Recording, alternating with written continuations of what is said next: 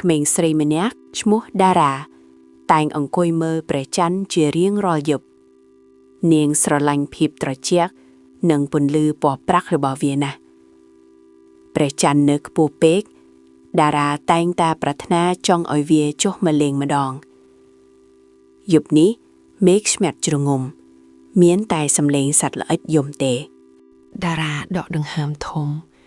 នាងដាក់ដៃលើទ្រូងរួចនិយាយខ្សឹបទៅកាន់ព្រះច័ន្ទ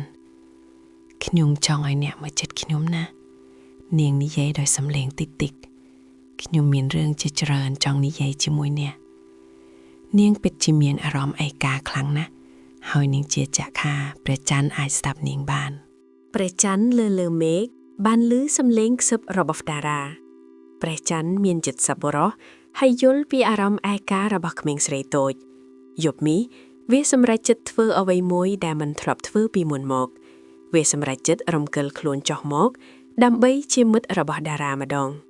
យប់ជ្រៅបន្តិចស្រាប់តែមានរឿងដ៏អស្ចារ្យកើតឡើងព្រះច័ន្ទចាប់ដើមចុះបន្តិចម្ដងហាក់ដូចជាប៉េងប៉ងដ៏ធំពន្លឺរបស់វាកាន់តែខ្លាំងក្តៅអន្ទះសារបន្តិចតារាលូតជង្គង់មើលភ្នែកនាងបើកធំនាងភ្ញាក់ផ្អើលយ៉ាងខ្លាំងតែមិនខ្លាចទេព្រះច័ន្ទចុះមកដល់វាលស្រូវទល់មុខផ្ទះតារាវាជាគ្រាប់ពន្លឺដ៏ធំរលោងដោយគ្រាប់ពេជ្រពណ៌ប្រាក់ព្រះច័ន្ទញញឹមយ៉ាងទន់ភ្លន់តារាស្ទុះរត់ចេញពីផ្ទះដោយភាពសប្បាយរីករាយនាងចង់ប៉ះព្រះច័ន្ទភ្លាមព្រះច័ន្ទមានសំឡេងដ៏ពីរោះស្រទន់ដូចខ្សឹបសួស្ដីតារាខ្ញុំបានឮញាក់ហើយខ្ញុំហើយព្រះច័ន្ទនិយាយតារាឈរមើលដោយស្ងៀមស្ងាត់នាងអោនគោរពព្រះច័ន្ទនាងមិននឹកស្មានថាសេចក្តីប្រាថ្នារបស់នាងคล้ายជាការពិតនោះទេតើអ្នកចង់ដើរលេងក្នុងភូមិជាមួយខ្ញុំទេព្រះច័ន្ទសួរតារាងក់ក្បាលយ៉ាងលឿននាងចាប់ដៃរបស់ព្រះច័ន្ទដែលមានអារម្មណ៍ត្រជាក់ដូចសូត្រពួកគេចាប់ផ្ដើមដើរកាត់វាលស្រែក្រោមពន្លឺដ៏ចម្លែកនេះពន្លឺព្រះច័ន្ទបានបំភ្លឺគ្រប់ទីកន្លែងធ្វើឲ្យភូមិទាំងមូលប្រែក្លាយជាពិភពវេទមន្តគ្រប់ដាំងឈើគ្រប់ផ្ការះដូចគ្រីស្តាល់សត្វដេកលក់ទាំងឡាយមិនភ្ញាក់ទេព្រោះពន្លឺនេះមានភាពស្ងប់ស្ងាត់ណាស់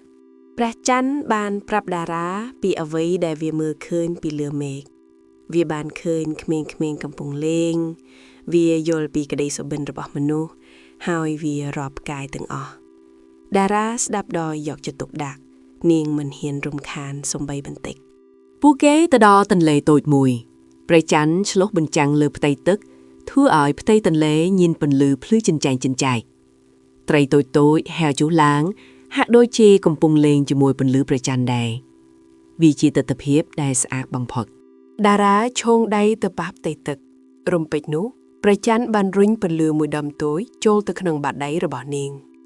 វាមានអារម្មណ៍ដូចជាព្រិលត្រជាក់ប៉ុន្តែវាមិនរលាទេវាជាអំណោយដ៏មានតម្លៃពីព្រះច័ន្ទនេះគឺជាពន្លឺសុបិនល្អព្រះច័ន្ទពន្យល់អ្នកអាចកាន់វាបានវាជួយឲ្យអ្នកដេកលក់ស្រួល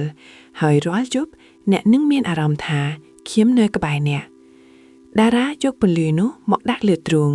ដោយក្តីស្រឡាញ់បំផុតពួកគេអង្គុយនៅក្រោមដើមស្វាយនិយាយរឿងកំប្លែងសើចក្អាកក្អាយតារាច្រៀងបទចម្រៀងកុមារមួយបទឲ្យព្រះច័ន្ទស្ដាប់ព្រះច័ន្ទក៏ចាប់ដើមរំកើខ្លួនតិចតាមចង្វាក់ភ្លេងវាជាមិត្តភាពដ៏កម្រើរវាងមនុស្សនិងពន្លឺ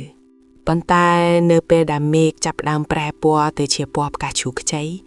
ព្រះច័ន្ទដឹងថាពេលវេលារបស់វាអស់ហើយវាត្រីត្រឡប់ទៅកន្លែងដើមវិញមុនពេលព្រះអាទិត្យរះការបែកគ្នាពិតជាពិបាកណាស់សម្រាប់ពួកគេទាំងពីរព្រះច័ន្ទអោនក្បាលចុះហើយថើបថ្ងារបស់តារាថ្នមលាហើយមកទូចកុំភ្លេចខ្ញុំឲ្យសោះព្រះច័ន្ទខ្សឹបតារាកាន់តែតឹងណែននៅដុំពន្លឺក្នុងដៃរបស់នាងទាំងទឹកភ្នែករលីងរលងព្រះច័ន្ទចាប់ផ្ដើមអណ្ដែតឡើងយឺតត្រឡប់ទៅកាន់ផ្ទៃមេឃពណ៌ខៀវខ្ចីវិញពន្លឺរបស់វាក៏កាន់តែស្រអាប់រហូតដល់វាទៅដល់កន្លែងរបស់វាវិញ តារាមើលរហូតដល់ពន្លឺនៅបាត់នាងឈរស្ងៀមម្នាក់ឯងតែមិនឯកាទៀតទេ ព្រះអាទិត្យរះតារាភ្ញាក់ពីដំណេកនាងគិតថាវាគ្រាន់តែជាសបិនប៉ុណ្ណោះប៉ុន្តែពេលនាងមើលបាតដៃនាងឃើញពន្លឺដ៏ទួចមួយនោះនៅតែរះព្រះច័ន្ទពិតជាបានមកលេងមែននាងញញឹមហើយដឹងថារាត្រីនេះជារាត្រីដ៏អស្ចារ្យបំផុត